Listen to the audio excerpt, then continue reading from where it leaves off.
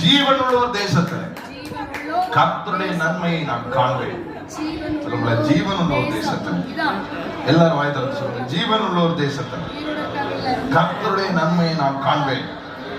இன்னொரு விஷயம் சொல்லுங்க, நானும் ஜீவனுள்ளோர் தேசத்தில் கர்த்தருடைய நன்மையை காண்பேன். இன்னொரு விஷயம், நானும் ஜீவனுள்ளோர் தேசத்தில் கர்த்தருடைய நன்மையை காண்பேன். இந்த வசனத்துடைய பியூட்டியே, இந்த வசனத்துடைய சீக்ரெட்டே, என்று விசுவாசியால் இருந்தால் கெட்டு போயிருப்பேன்.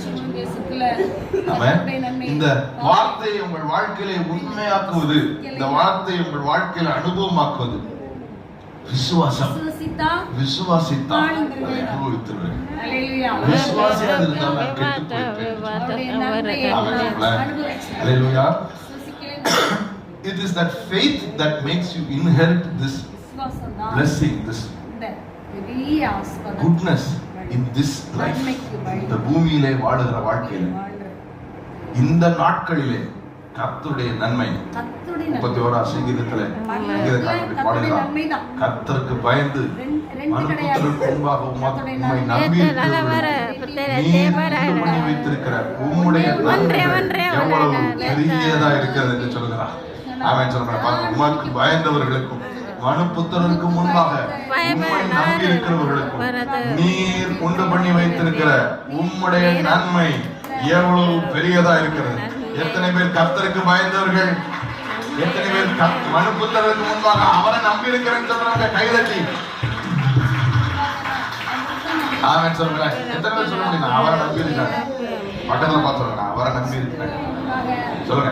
நான் அவரை நம்பி இருக்கேங்க, நான் உங்களை நம்பிட்டேங்க. சொல்லுங்க பக்கத்துல, நான் உங்களை நம்பலங்க, என் வீட்டையும் நம்பல, என் பேங்கையும் நம்பல, என் தொழிலையும் நம்பல, எந்த மனுஷனையும் நம்பல, என்ன எந்த மறைகிற பொருளையும் நம்பல, மாறுகிற மனுஷனையும் நம்பல. நான் மாறாத சிலர்லாம் சொல்லல. வர்றேன், முக்கியமான பாயிண்ட்டுக்கு வர்றேன். நீங்க இருக்கு, நான் உங்களுக்கு காரணம் சொல்ல போறேன். நீங்க ஏன் உங்க வாய் பேச மாட்டீங்க, ஏன் சொல்லல? திரும்ப சொல்லுங்க, நான் உங்களை நம்பல, உய பலத்தை நம்பல, மாறுற மனுஷனை நம்பல, மறைகிற பொருளை நம்பல, மாறாத கர்த்தரை நம்பி இருக்கிறேன். ஹல்லேலூயா. அப்படி கர்த்தரை நம்புகிறவர்களுக்கு அவர் பண்ணி வைத்திருக்கிற நன்மைகள்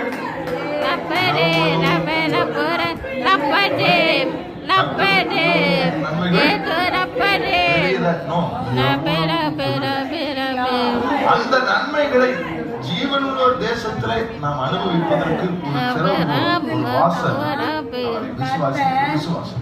அதான் சொல்றாங்க, விசுவாசியாது இருந்தால்